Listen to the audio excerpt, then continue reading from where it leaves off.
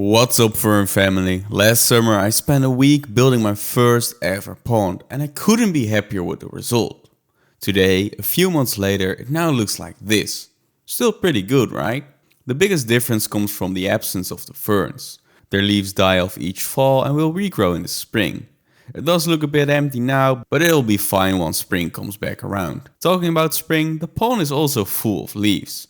I could have prevented this if I had covered the pond with a net, but I don't mind scooping out the leaves that much, and I'd much rather do that than have an unsightly net cover my pond for several months. The rainbow shiners that live in the pond are also doing extremely well and have been growing really well all summer long. I was contemplating whether I should bring them inside for the winter or leave them outside. Bringing them inside would mean I had to make a temporary tank for them, and the temperature shift could have also triggered their spawn. Ultimately, I decided to keep them outside this year, so I wouldn't have to worry about setting up another tank.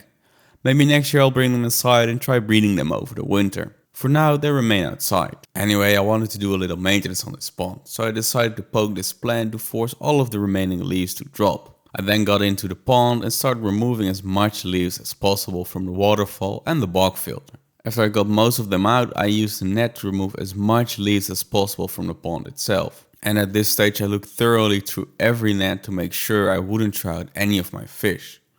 In total I caught my rainbow shiners about 4 times, and all of those times I threw them back obviously. Now, getting your pond through winter really isn't that hard. You just have to make sure you remove as much leaves as possible to prevent an algae outbreak in the spring. And make sure you keep the water moving at all times so the pond won't freeze over. In my case I keep the waterfall running, but you could also use an air stone to break the surface tension.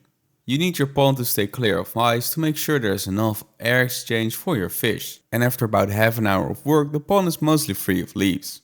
It's also quite murky from me stirring it around, but it'll clear up in about an hour or so.